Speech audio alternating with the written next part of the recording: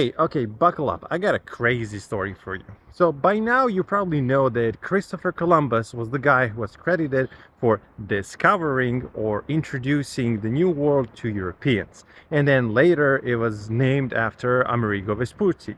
The Vikings were there before, but I don't got time for that now, so we're gonna let it slide. But did you know that the reason why the country is called the United States of America and not the United States of Colombia is actually pretty trivial and pretty crazy? So let me explain. See, good old CC was obsessed with maps. He was collecting them, analyzing them, mainly those old ancient Greek maps, and he decided that one day he wants to do something magnificent. So he started convincing the Spanish king and queen to fund this little expedition that he's going to go across the ocean and find the maritime route to reach Asia. So they can skip the whole going around the Horn of Africa thing, because remember, this was before the Suez Canal existed. Now, the people close to the king and queen in the Spanish court opposed this because they believe that those maps are inaccurate. He underestimated the distance between Europe and Asia, and this is not going to work. To which Columbus says, don't worry about this, trust me, bro. So king and queen agree, they fund the expedition, and they load up the ships with all the supplies, and off they go. But halfway there, they realize that this is actually not that easy, and that he actually might have been wrong. But what are they gonna do now? They do try to rebel, but now they cross the point of no return. So even if they decide to turn around, they wouldn't have enough supplies to go back. Now, luckily for Columbus, they do reach the land eventually, and there he looks at the landscape, he looks at the coast, he looks at the native people, and he concludes, yep, this looks like Asia to me.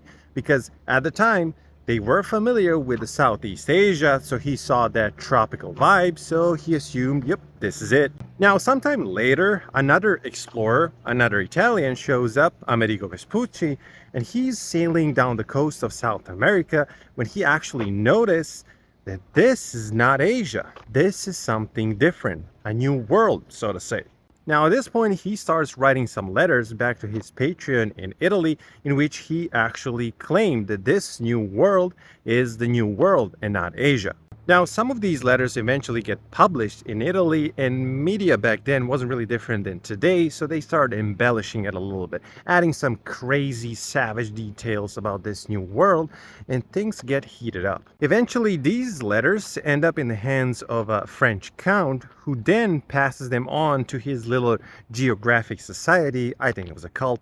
But eventually, these letters end up in the hands of a German guy who was making maps in a French town. Now, if I'm not mistaken, his name was Thomas Weissmiller, which I'm probably butchering right now, and he was making a map of the world, so he naturally used these letters to fill up the blanks. Now, here comes the important part. See, at the time, the discovery was very recent, so nothing was really set in stone, and both Spain and Portugal guarded these secrets because this knowledge meant riches, so you don't want to give up on that. Now, because of this and those mostly forged letters, he concluded that the guy who actually discovered this new world was not Christopher Columbus, but actually Amerigo Vespucci. So because of this, he decides to name the new world after the guy who discovered it.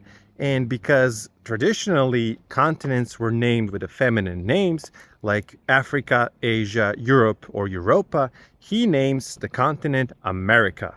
Now, a couple of years later, he actually gets official documents from both Spain and Portugal, and after analyzing them, he realized that the mistake he made, it was actually Christopher Columbus and not Amerigo Vespucci who was first to get there. He tries to fix this in the future map makings and future versions, but it was too late because the word was already out and the name was stuck. So even though he was putting the new world over anything but America, America was the way to go. Now, to conclude, here's the biggest irony of it all. Both Christopher Columbus and Amerigo Vespucci died before these maps were published, so Christopher Columbus died without ever realizing that he made a mistake, and Amerigo Vespucci died without ever knowing that two continents were named after him. So think about that. Anyways, thanks for watching, and if you want to hear more from me, like, share, comment, subscribe, because every now and then I say something smart.